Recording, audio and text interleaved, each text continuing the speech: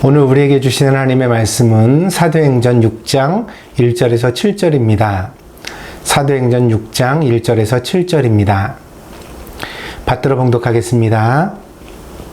그때 제자가 더 많아졌는데 헬라파 유대인들이 자기의 과부들이 매일의 구제에 빠짐으로 히브리파 사람을 원망하니 12사도가 모든 제자를 불러 이르되 우리가 하나님의 말씀을 제쳐놓고 접대를 일삼는 것이 마땅하지 아니하니 형제들아 너희 가운데서 성령과 지혜가 충만하여 칭찬받는 사람 7을 택하라.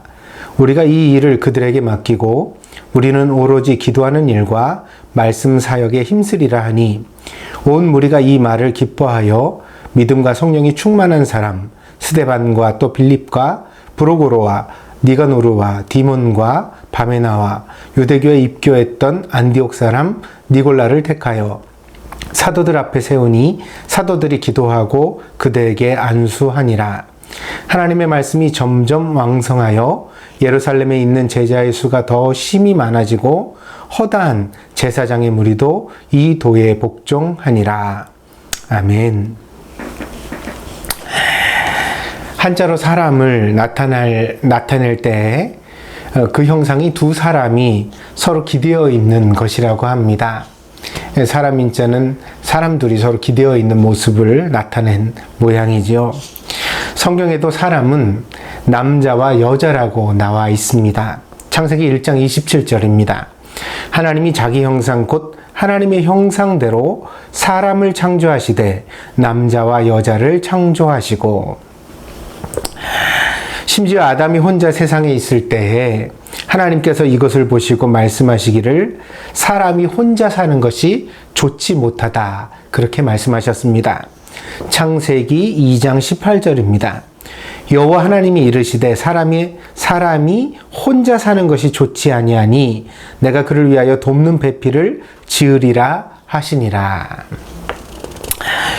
우리가 이런 하나님의 말씀을 통하여 배우게 되는 것은 사람은 처음부터 혼자 살도록 디자인되어 있지 않다는 것입니다. 혹시나 오해가 없기를 바랍니다. 이것은 결혼이나 독신에 대하여 말씀을 드리는 것은 아닙니다. 신앙적인 독신을 지향하는 신부나 승려에 대한 반론도 역시 아닙니다. 왜냐하면 사람과 사람이 함께 살아간다는 것이 꼭 이성적인 관계만을 의미하는 것은 아니기 때문입니다. 인간관계에 있어서 가족이 가장 이상적이고 근간이 되는 관계라는 것은 부정할 수 없지만 사람은 그 밖에도 다양한 관계 속에서 함께 살아가고 있습니다. 친구도 있고 동료도 있고 심지어 경쟁자와 원수도 있습니다. 이처럼 다양한 사람과 사람의 관계 속에서 우리가 살아가고 있다는 것을 우리가 늘 잊지 말아야 하겠습니다. 그렇기 때문에 우리의 성취는 나 혼자의 결과가 아니라는 것입니다. 내가 만약 어떤 좋은 결과를 이루었다면 그 뒤편에는 언제나 나를 응원하고 나에게 협력하고 나를 위하여 기도해 준 사람들이 있음을 잊지 말아야 하겠습니다. 사도 바울은 고린도 교회에 보낸 편지에서 이렇게 고백한 적이 있습니다. 고린도전서 15장 10절입니다. 그러나 내가 나 된 것은 하나님의 은혜로 된 것이니 내게 주신 그의 은혜가 헛되지 아니하여 내가 모든 사도보다 더 많이 수고하였으나 내가 한 것이 아니요 오직 나와 함께 하신 하나님의 은혜로라. 우리가 알거니와 사도 바울은 가장 늦게 사도로 부르심을 받았습니다. 그렇지만 가장 많이 수고한 사도이기도 했습니다. 바울을 통하여 유럽 선교의 길이 열렸고 심지어 로마에까지 복음이 전해질 수 있었습니다. 그러나 바울은 그 모든 선교의 업적을 자신의 능력이라고 말하지 않았습니다. 오히려 그는 고백하기를 이 모든 것은 하나님의 은혜라고 하였습니다. 하나님께서 나와 함께 하셨기 때문에 좋은 결과를 얻을 수 있었다고 고백했습니다. 하나님께서 어떻게 바울과 함께 하셨습니까? 물론 사도 바울이 가는 사역의 현장마다 하나님께서 큰 기적과 능력으로 함께하여 주셨습니다. 그러나 그보다 더 중요한 것은 하나님께서 바울에게 필요한 사람들을 보내어 주셨고 또한 꼭 만나야 할 사람들을 만나게 해 주셨다는 것입니다. 그 은혜 속에서 바울은 복음의 길을 개척하고 선교의 역사를 써나갈 수 있었던 것입니다. 오늘 본문을 함께 봅시다. 오순절에 베드로가 예루살렘에서 설교를 하자 그의 설교에 감동을 받은 사람들이 모두 나와 예수의 이름으로 세례를 받고 제자가 되었습니다. 그 나라의 제자의 수가 5천이나 더하여졌다고 그렇게 성경은 기록하고 있습니다. 이 부흥으로 인하여서 교회가 생겨나게 되었고 이 예루살렘 교회를 우리는 초대교회라는 영광스러운 이름으로 오늘날까지 기념하고 있습니다. 그러나 그 모범적인 초대교회라고 하여서 문제가 전혀 없었던 것은 아닙니다. 오늘 본문은 그 영광스러운 초대교회에도 사람과 사람이 모여들게 되자 문제가 생겼다고 정확하게 우리에게 증언하여 주고 있습니다. 우리는 사람과 사람이 서로 어우러져 조화롭게 살아가는 것이 장차 하나님의 나라에서 이루어질 영광스러운 축복이라는 사실을 알아야 합니다. 때문에 우리가 살아가는 이 세상에서는 그 완전한 조화가 비슷한 것은 있을 수 있지만 정확하게 완전한 그런 평화는 있을 수 없다는 것을 우리는 기억해야 합니다. 그래서 사람과 사람이 함께 모이면 항상 문제가 있게 되어져 있습니다.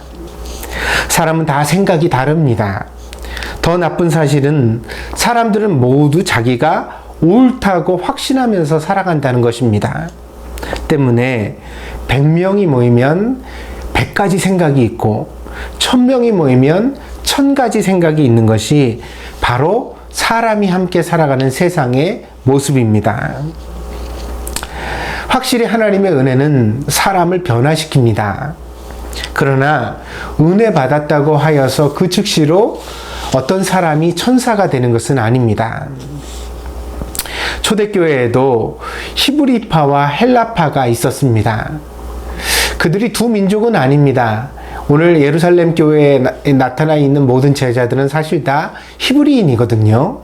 그런데 이 본래 이스라엘 사람이었던 이 히브리인들이 원래 예루살렘 유대 땅에 살았던 사람들, 그래서 유대파, 외국에서 살다 들어온 사람들, 그래서 헬라파, 이렇게 구분되게 되었다는 것입니다. 그리고 심지어 오늘 본문에 보니까 원망이 생기게 되었다고 했습니다. 이 원망이라는 말은 상대방을 문제의 원인으로 지목하고 탓하게 되었다는 것입니다. 그러니까 이 문제는 너 때문이야. 이런 생각과 이런 말을 하는 사람들이 나타나게 되었다는 것이죠. 사도행전 6장 1절입니다. 그때 제자가 더 많아졌는데 헬라파 유대인들이 자기의 과부들이 매일의 구제에 빠짐으로 히브리파 사람을 원망하니. 오늘 이 초대교회에 나타난 문제의 근간은 무엇입니까? 결국 돈 문제였습니다. 구제에 빠졌다는 것은 그러니까 돈의 문제, 물질의 문제입니다. 그러니까 뭔가 이익에 대하여서 차별받고 있다. 나는 못 받았는데 너는 받았다. 이런 식의 어떤 불만이 터져 나오게 된 것이죠. 가장 성스러운 곳에서 가장 상스러운 문제를 일으키는 것이 사람이라는 점을 우리는 기억해야 합니다. 때문에 우리는 마치 다른 세상에 사는 것처럼 세상의 문제에 대하여 귀를 닫고 눈을 감는 사람들이 되어서는 안 됩니다. 우리가 교회에 모였으니까 예배를 드리니까 세상에서 일어나는 그런 문제들은 우리한테는 절대로 일어나지 않겠지. 그렇지 않습니다. 사람이 모이는 곳에는 본질적으로 같습니다. 같은 문제가 생겨나게 되어져 있습니다. 그래서 우리가 이렇게 교회 안과 밖을 구별해서 교회 안은 전혀 다를 것이다 이렇게 이상적인 생각을 가지게 되어지면요, 오히려 세상의 물결이 어느 순간에 밀려와서 교회를 순식간에 난장판으로 만들어 버릴 수 있다는 것입니다. 본문의 사도들을 보십시오. 이 문제에 대하여 주저하거나 방치하지 않았습니다. 아니, 무슨 교인들이 그렇게 물질에 욕심을 내고 서로 차별받았다고 싸워? 이러면서 교인들을 탓하지 않았다는 거죠. 그리고 이 문제에 대하여서 즉시로 대처하고 있는 그런 모습을 볼 수가 있습니다. 그 즉시로 사도들은 기도하고 해결책을 찾았습니다. 우리가 초대교회를 통하여 보고 배워야 하는 것은 어떻게 하면 문제 없는 교회를 이룰 것인가에 대한 해답이 아닙니다. 그러니까 우리가 어떤 방법을 동원해서든지 간에 교회를 이룬다는 것은 결국 문제를 만나게 되어져 있다는 것이죠. 그러니까 문제가 없는 교회를 이루는 방법을 성경에서 찾아서는 안 됩니다. 그렇다면 본문을 통하여 우리가 배울 것은 무엇이냐? 어떻게 이렇게 문제를 정확하게 이해하고 적절한 대답을 즉시로 내놓을 수 있는가? 참 교회가 순발력이 있구나. 참 교회가 현실 감각이 있구나. 그리고 이 모든 순발력과 현실 감각 위에 무엇보다도 참 진짜 깊은 영성이 있구나. 그래서 사람의 방식이 아니라 하나님의 방식으로 문제를 해결하는 그런 교회의 모범을 우리가 이 초대교회에서 본받아야 하겠습니다. 12명의 사도는 함께 모여서 교인들에게 말했습니다. 구제의 문제를 전담할 7명의 집사를 뽑으라는 것입니다. 사도들은 충분히 자신들이 일방적으로 집사를 임명할 수도 있었습니다. 그렇지만 이 집사들을 교인들이 선출하게 하였습니다. 이로 인하여 교회에는 지난 2000년 동안 교인들의 대표를 직접 선출하는 민주주의의 전통이 자리할 수 있었습니다. 이 집사들의 자격을 말하며 사도들은 다음과 같은 조건을 제시하고 있습니다. 사도행전 6장 3절입니다. 형제들아, 너희 가운데서 성령과 지혜가 충만하여 칭찬받는 사람 7을 택하라.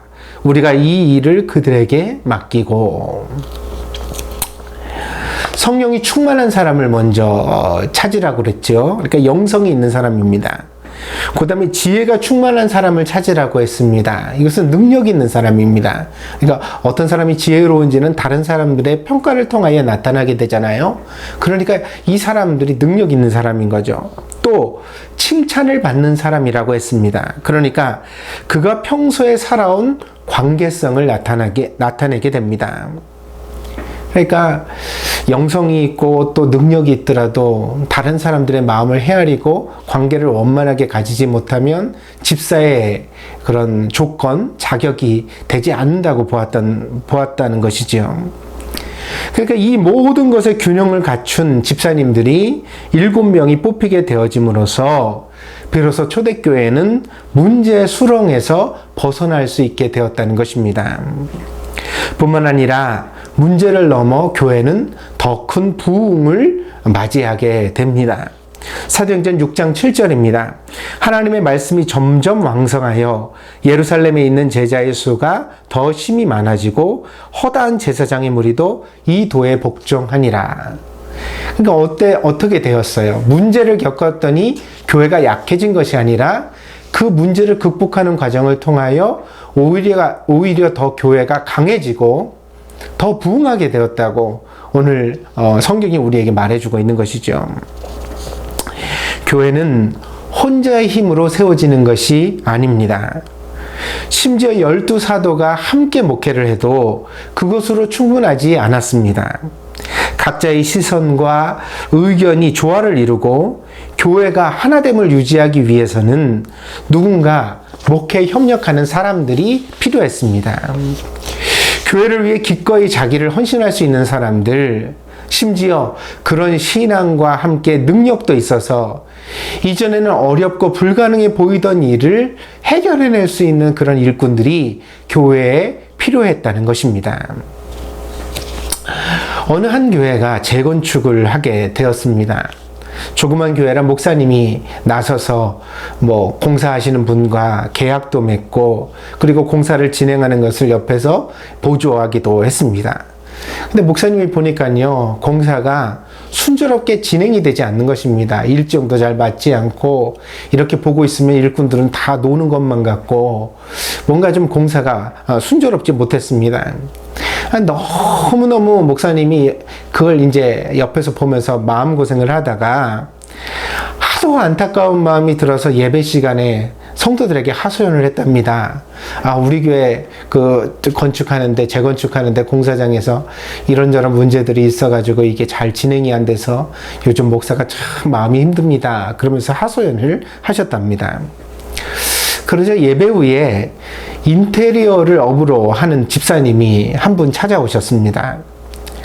목사님이 그렇게 고생을 하시는지 몰랐다고 하면서 이제부터는 자기가 나서겠으니 목사님은 빠지시라고 그렇게 이야기를 했답니다. 평소에 이 집사님이 생업이 바빠서 그렇게 신앙생활을 열심히 하던 분도 아니랍니다. 그래서 별로 그렇게 목사님 마음에 미덥지 않았지만 그래도 집사님이 마음 써주시는 것이 참 고마워서 집사님 말씀대로 하겠다고 그렇게 대답을 했답니다.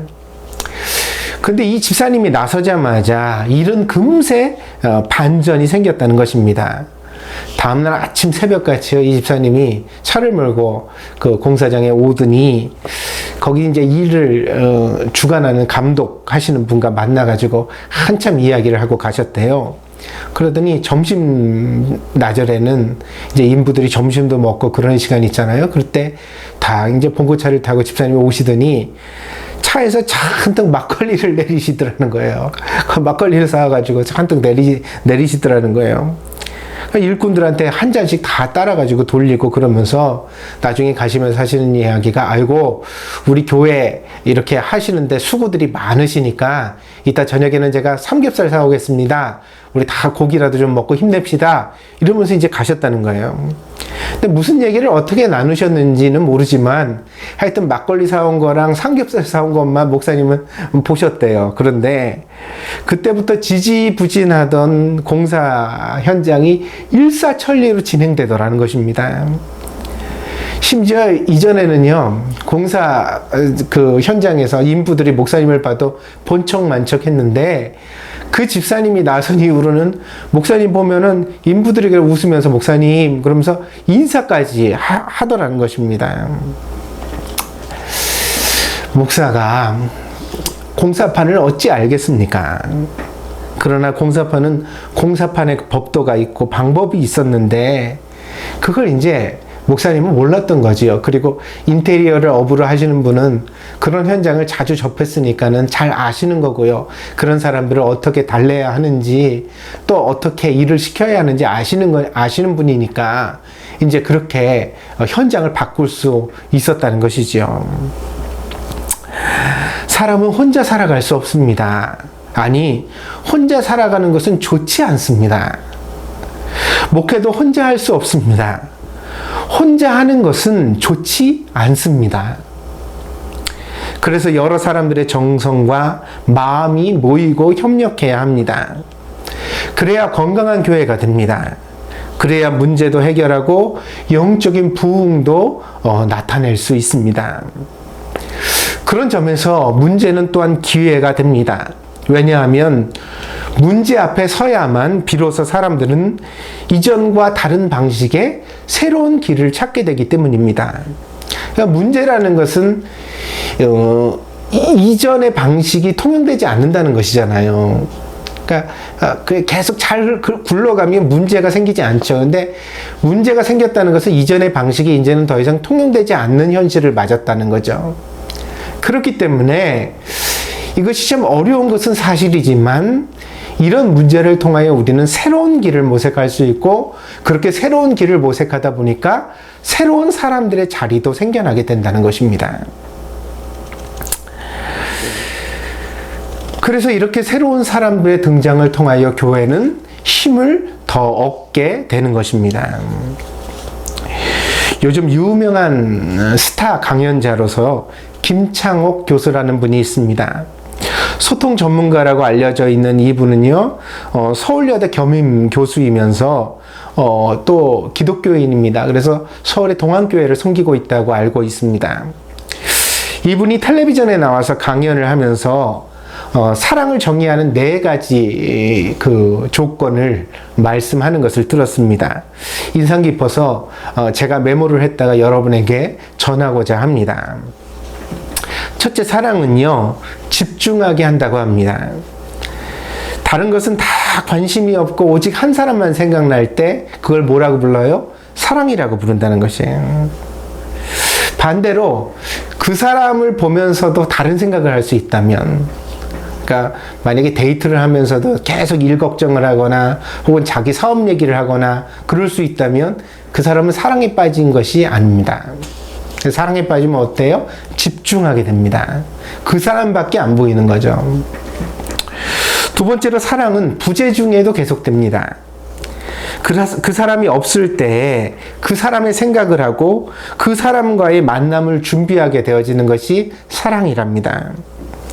심지어 눈앞에 보이지 않아도 그 사람에 대한 생각을 멈출 수 없다면 그것은 사랑이 분명합니다. 세 번째로, 사랑은 대가를 지불하게 합니다. 주는 것이 아깝지 않다는 것입니다. 돈도 시간도 심지어 자기 자신까지 기꺼이 줄 수 있고 주고 싶은 것이 사랑입니다. 더 주고 싶은 거죠, 자꾸. 만약 주면서 아까운 마음이 생긴다면 그것도 역시 사랑이 충만하지 않은 것입니다. 그러니까 뭐 본전 생각을 한다든가, 주면서 이거 안 주고 내가 나 위해서 딴 데 쓰면은 더 좋을 텐데, 뭐 이런 이기적인 생각을 하게 된다면 아직은 사랑이 아닌 거죠. 사랑한다는 것은 기꺼이 대가를 지불하는 것입니다. 네 번째로, 사랑은 헌신을 후회하지 않는 것입니다. 당장 감정적으로 흥분해서 다 주었다가도 나중에 집에 와서 곰곰이 생각해 보면 후회가 되고 아까운 마음이 든다면 그것은 사랑이 아닙니다. 그래서 그 줄 때 당시에도 아깝지 않아야 하지만 주고 나서 이후로도 아깝지 않아야 된다는 거죠. 사랑은 기꺼이 주었을 뿐만 아니라 준 것을 후회하지 않는 것이 사랑입니다. 제가 좋아하는 김남조 시인의 시 중에 밤기도라는 시가 있는데 그 시 중에 이런 구절이 있습니다. 이미 준 사랑은 잊어버리고 못다 준 사랑만을 기억하리라. 이미 많은 것을 주었습니다. 왜요? 사랑하니까 준 거죠. 그런데 사랑해서 주었다 하더라도 아깝지 않습니다. 그래서 준 것은 기억도 나지 않습니다. 뭐만 자꾸 기억나요? 못다 준 사랑만 기억납니다. 그때 내가 조금 더 잘 준비해서 이것도 줄 걸, 저것도 줄 걸. 그때 왜 이걸 바보같이 내가 생각을 못 해가지고 이것도 주지 않고 이것도 못 줬을까, 저것도 못 줬을까. 다음에 보면 이것도 꼭 줘야지.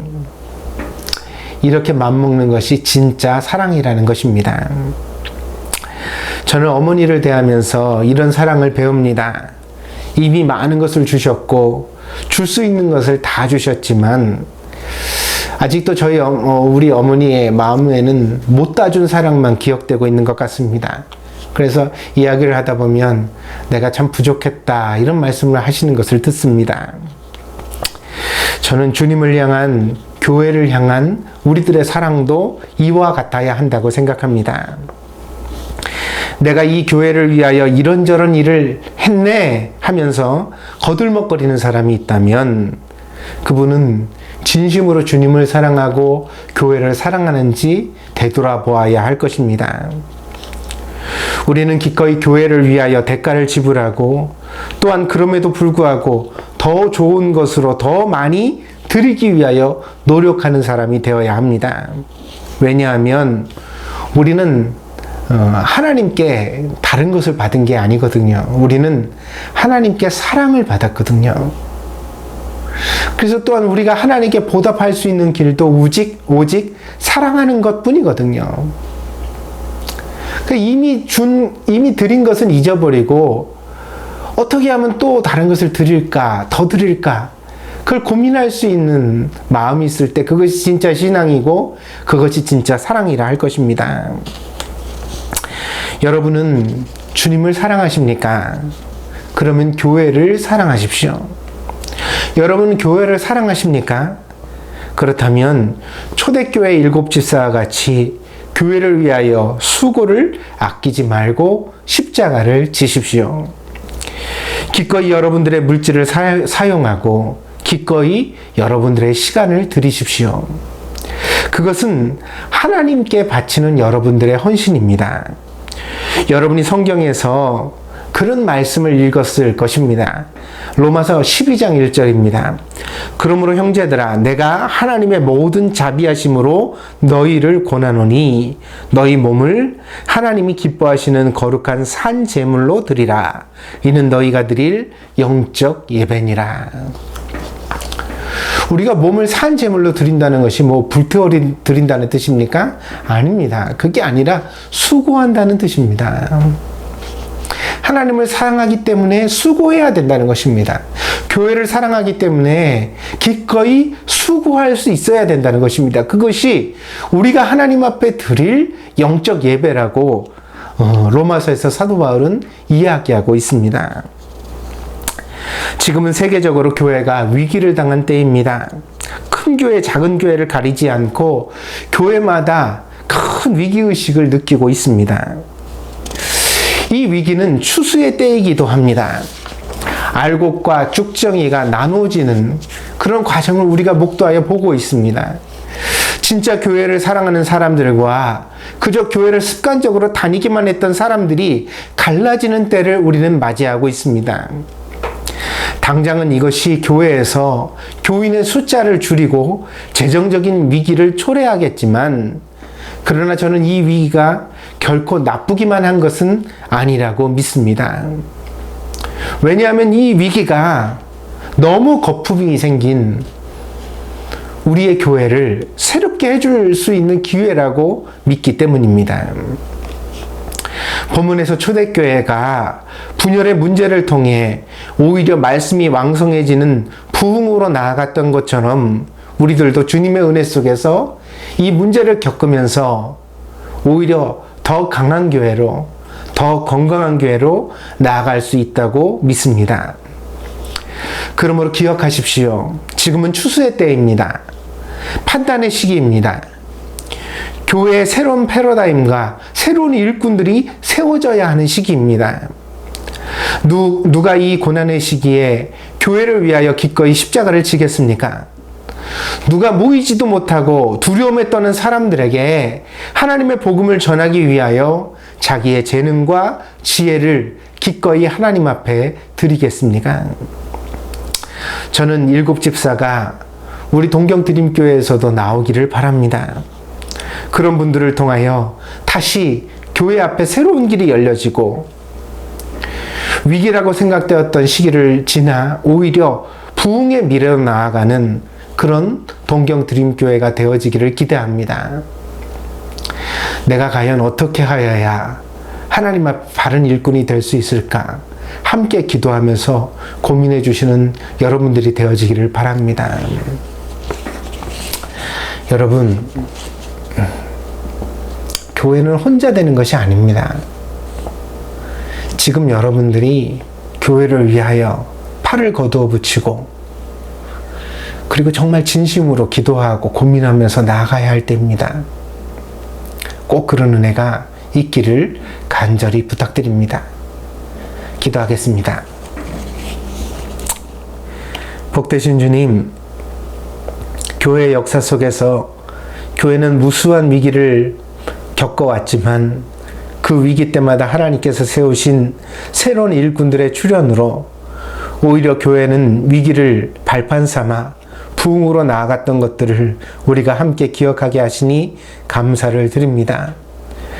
초대교회에 일곱 집사가 세워짐으로써 오히려 말씀이 왕성하여지고 교회가 크게 부흥했던 것처럼 이 위기의 시기에 동경드림교회도 하나님이 세워주시는 새로운 일꾼들을 통하여 하나님께서 주시는 아름다운 부흥으로 나아갈 수 있는 교회가 될 수 있도록 인도해 주시기를 원합니다.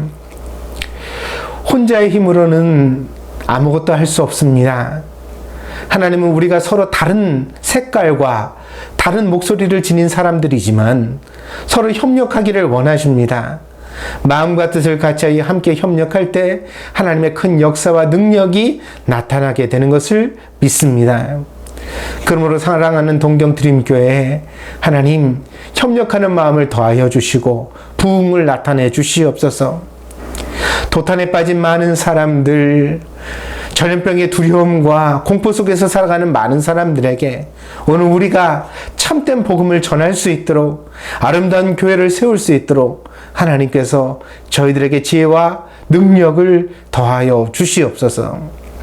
함께 하시기를 간절히 원하며 모든 말씀 예수님의 이름으로 기도하였습니다.